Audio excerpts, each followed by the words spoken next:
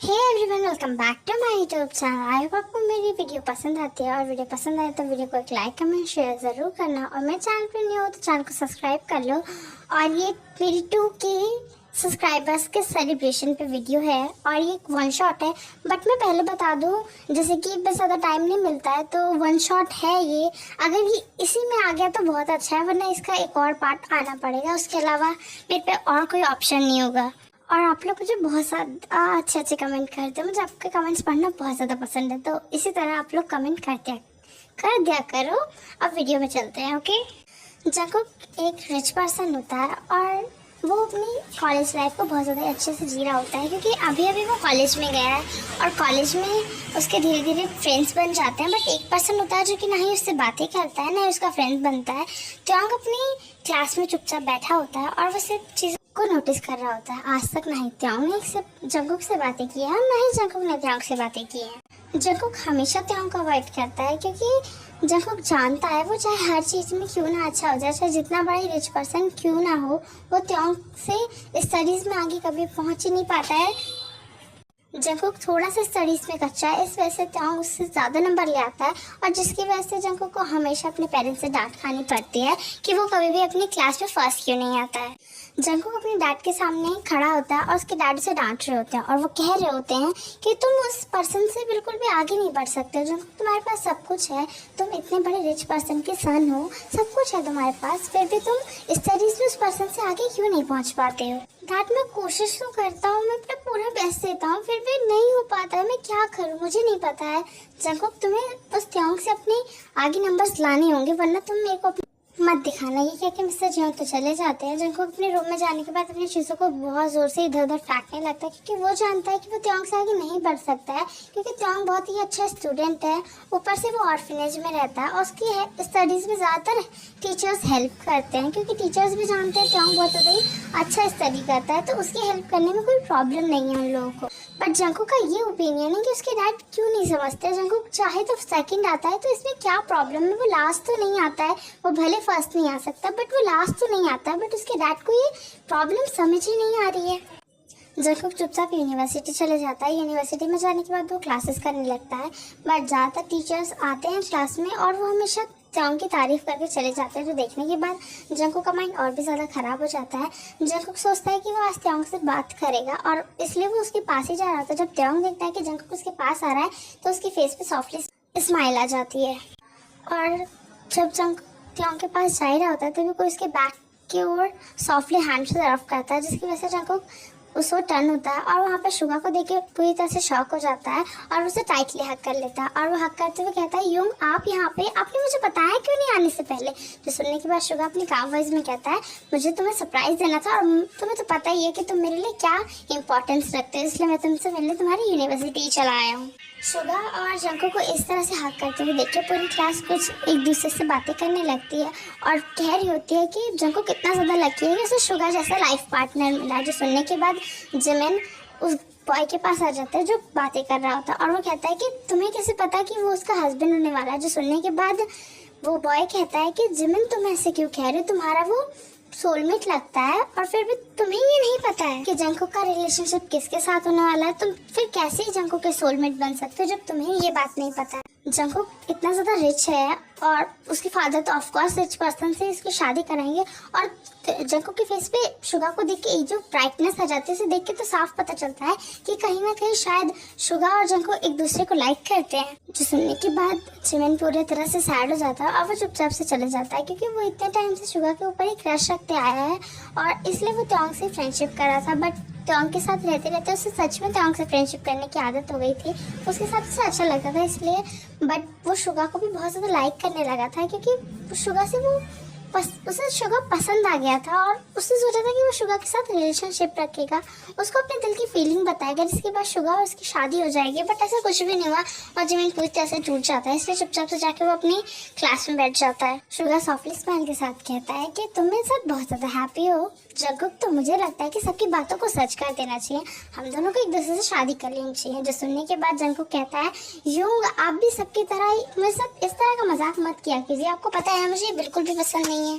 Suga Jungkook को कहता है कि मुझे पता है, इसलिए तो मैं तुम्हें टीज करने चला ही आता हूँ। जो सुनने के बाद जंकुक थोड़ा सा शाय फील करने लगता है और ये देख के त्योंग को बहुत ज़्यादा इरिटेट हो रहा होता है, इसलिए त्योंग अपनी बुक्स को उठाता है और वो चुपचाप से बाहर चले जाता है और लाइब्रेरी में जाके पढ़ाई करने लगता है। बट उसकी क्लास और लाइब्रेरी ऑलमोस्ट 2 रूम्स दूरी थी, जिस वजह से त्योंग, शुगा और क्लास के बाकी बच्चों की आवाज़ जंकुक तक पहुँच रही थी और त्योंग बहुत ज़्यादा इरिटेट हो रहा होता है।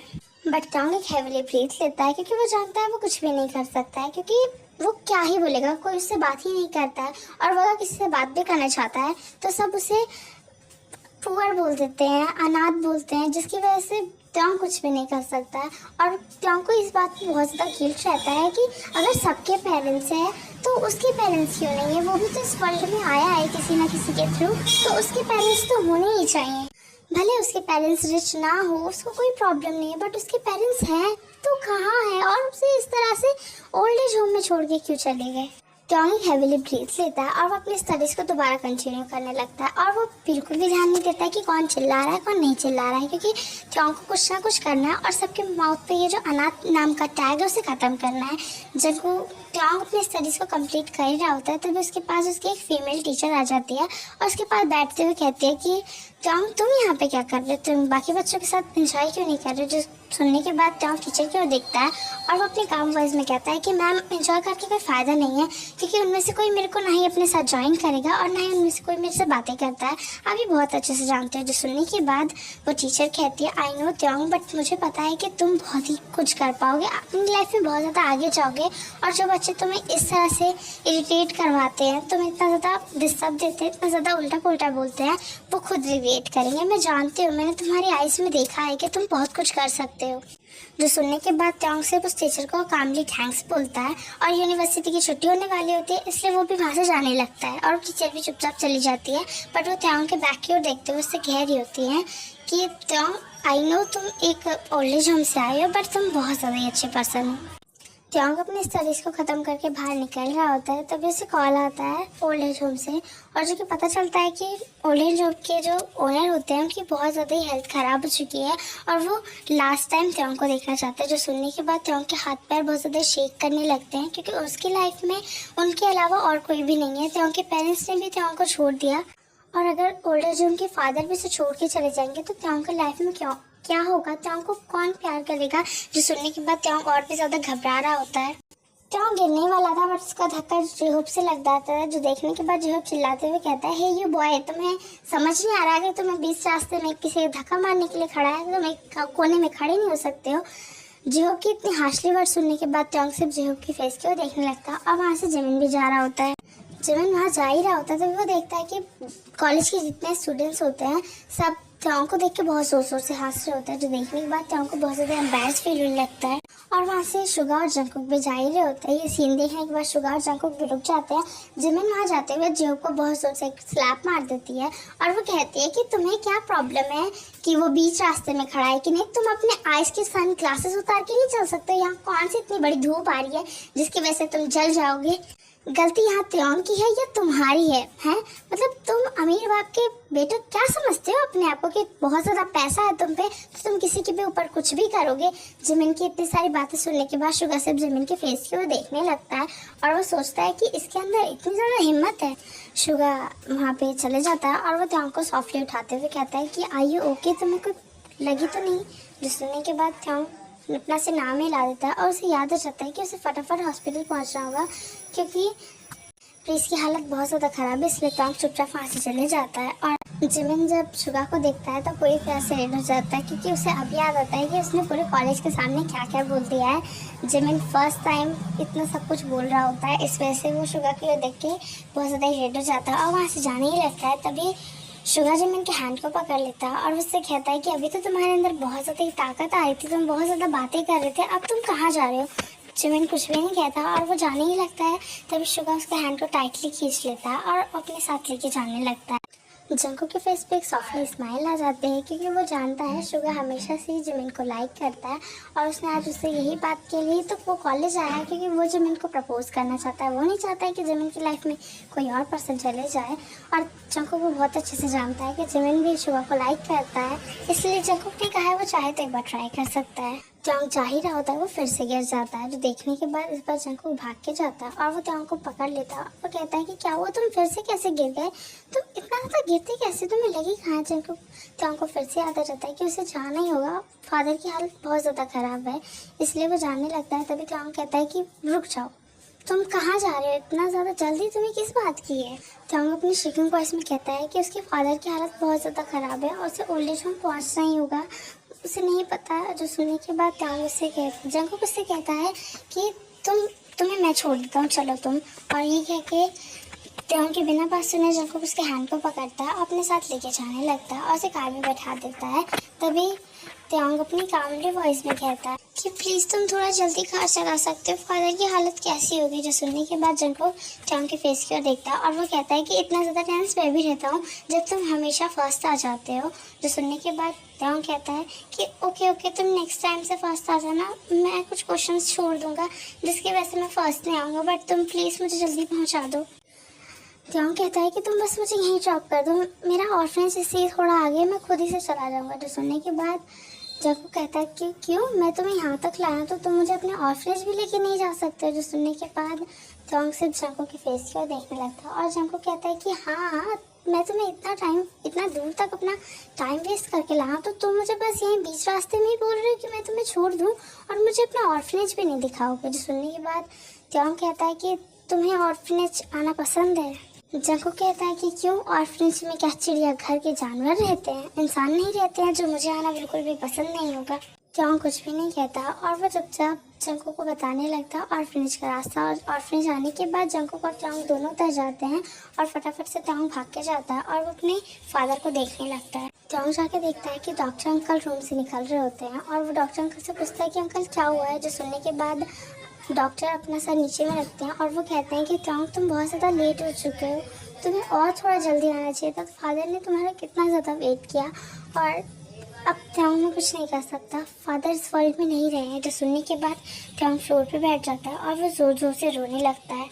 ट्यांग जंगकुक को इस तरह से रोते हुए देख के बहुत ज़्यादा कंफ्यूज हो जाता है और तभी डॉक्टर आके जंगकुक को सब कुछ बताता है। जो सुनने के बाद जंगकुक को भी बहुत ज़्यादा बुरा लगता है और तभी उसका फ़ोन रिंग करने लगता है। उसके कॉल पे उसके डैड का कॉल आ रहा होता है, बट वो अपने डैड के कॉल को नहीं उठाता और वो जाके ट्यांग को संभालने लगता है और ट्यांग से कामली कहता है कि ट्यांग जिसको इस वर्ल्ड में जाना होता है वो चले जाता है, इतना ज़्यादा टेंशन लेने की ज़रूरत नहीं है।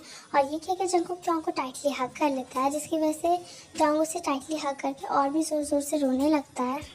जंगकुक ट्यांग को कहता है कि ट्यांग तुम इस तरह से रो क्यों रहे हो, हर जो वर्ल्ड इस वर्ल्ड में आया है उसे एक न एक दिन जाना ही होगा, इसमें रोने वाली कौन सी बात है। जो सुनने के बाद इस बार ट्यांग जंगकुक को छोड़ देता है और वो अपने आइज़ को हार्शली पोंछते हुए कहता है कि जंगकुक तुम यहाँ पे क्या कर रहे हो, तो तुम यहाँ से चले जाओ, प्लीज़ चले जाओ।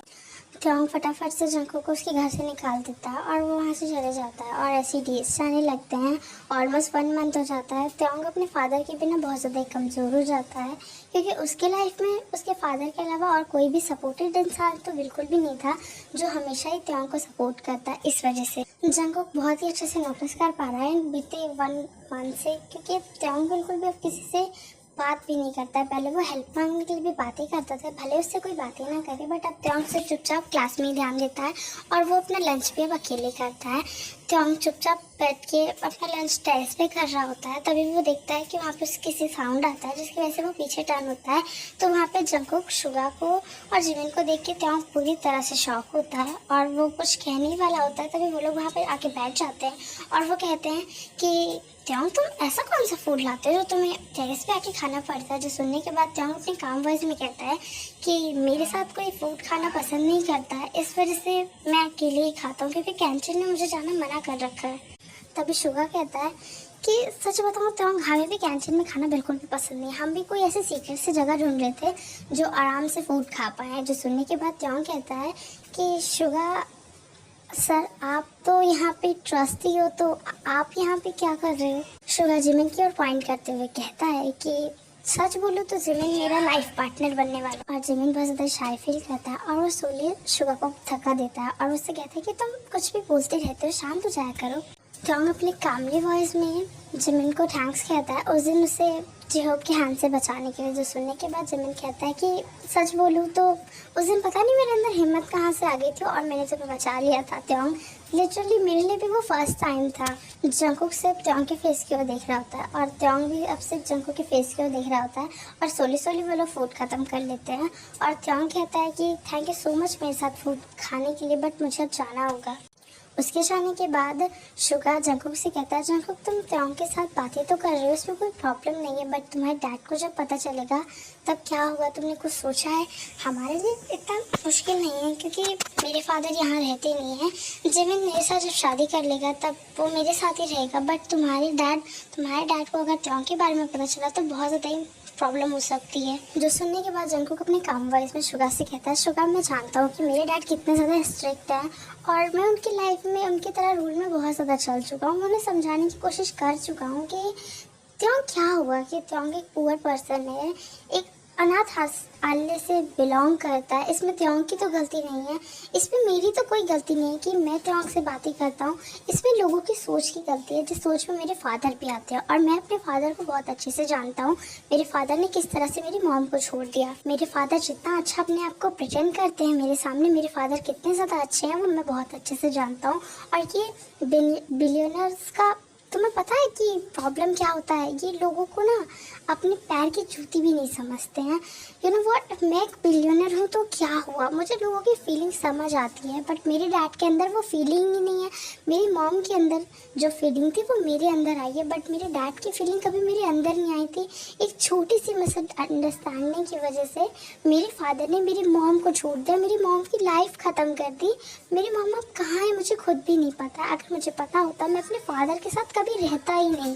टोंग बहुत ज़्यादा हैप्पी होता है क्योंकि फर्स्ट टाइम उसके साथ कोई बैठ के लंच कर रहा होता है इसलिए, और वो हंसते हंसते नीचे आ रहा होता है तभी उसके एक गर्ल उसके हेयर्स को टाइटली ग्रैब कर लेती है और उसे सीढ़ियों से ही फ्लोर पे बैठा देती है। जो देखने के बाद टोंग उसके फेस को देखता है और आयु टोंग के हेयर को टाइटली खींचते हुए कहती है कि तुम्हारे तो बहुत ज़्यादा पर उग चुके हैं, जंकुक के साथ कुछ ज़्यादा ही खुलने मिलने नहीं लग गए हो और तुमने ऐसे जंकुक पे कौन सा ब्लैक मैजिक किया है जो जंकुक सिर्फ तुम्हारे बारे में ही सोचता है और तुम्हारे बारे में ही पूछता रहता है सबसे। टोंग अपनी रेड आइज के साथ उसके हेयर्स को छोड़ने के लिए कहता है, बट आयु उसके हेयर्स नहीं छोड़ती है। तभी आयु को बहुत ज़ोर से एक स्लैप पड़ता है जो देखने के बाद आयु के हैंड से खुद ही टोंग के हेयर्स छूट जाते हैं और फटाफट से शुगा और जिमिन टोंग को खड़ा कर लेते हैं और जंकुक आयु के इस बार हेयर्स खींचते हुए कहता है कि अब तुम्हें समझ आ रहा है किस तरह से पेन हो रहा है।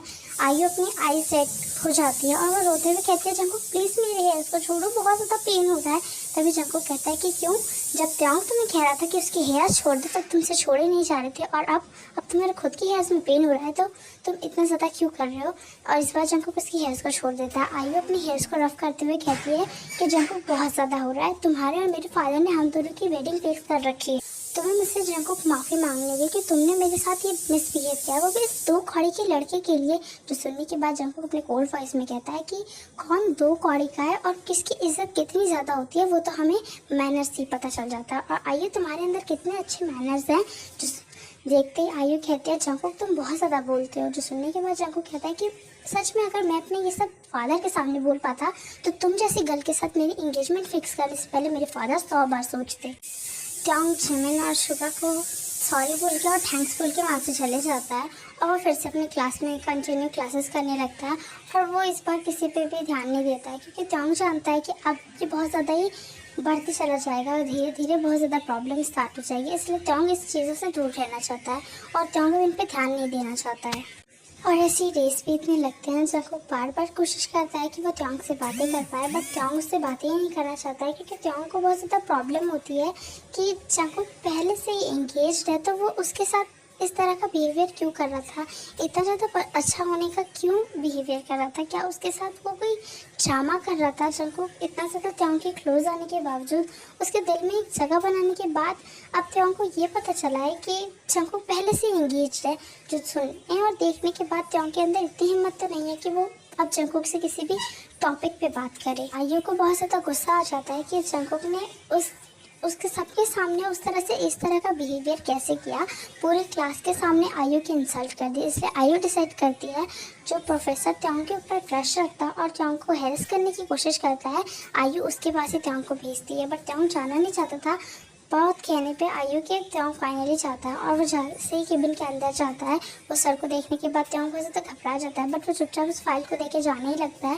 तभी वो प्रोफेसर त्योंग के हैंड को पकड़ लेता है और उसे अपनी ओर पुल कर लेता है, जिस वजह से त्योंग वैसे तो घबरा जाता है और वो भाग के डोर बंद करने ही वाला होता है। तभी वहाँ पे प्रोफेसर आ जाता है और वो त्योंग के हैंड को पकड़ के डोर को बंद कर देता है।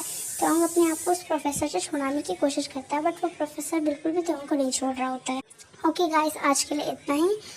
इसका एक और लास्ट पार्ट आएगा। मैंने आपको शुरुआत में बता दिया था कि इसका लास्ट पार्ट आएगा, क्योंकि सच बोलूँ तो मुझे बहुत ज़्यादा प्रॉब्लम हो रही है वीडियो मेक करने में। वीडियो के टाइम पे बहुत ज़्यादा गर्मी होती है गाइस, वीडियो नहीं बन रही है मेरे से, और मैं लॉन्ग बनाना चाहती हूँ बट गर्मी इतनी ज़्यादा है और फ़ैन भी ऑफ करके काम करना पड़ता है, क्योंकि फ़ैन की वॉइस आ जाती है, फिर वीडियो सुनने में बिल्कुल भी मज़ा नहीं आता है। ये मुझे बहुत अच्छे से पता है, क्योंकि पहले मैं भी सुनती थी लोगों की, इसलिए ती आपके समझ आती है फीलिंग की। सबको पसंद है कि कोई भी नॉइज़ नहीं आनी चाहिए, जो वॉइस सुन रहे हैं सिर्फ उसी की नॉइज़ आनी चाहिए। इसलिए आज के लिए इतना ही। अगर वीडियो पसंद आए तो एक लाइक और एक कमेंट ज़रूर करना, क्योंकि मुझे आपकी कमेंट की बहुत ज़्यादा ज़रूरत है। Okay bye guys.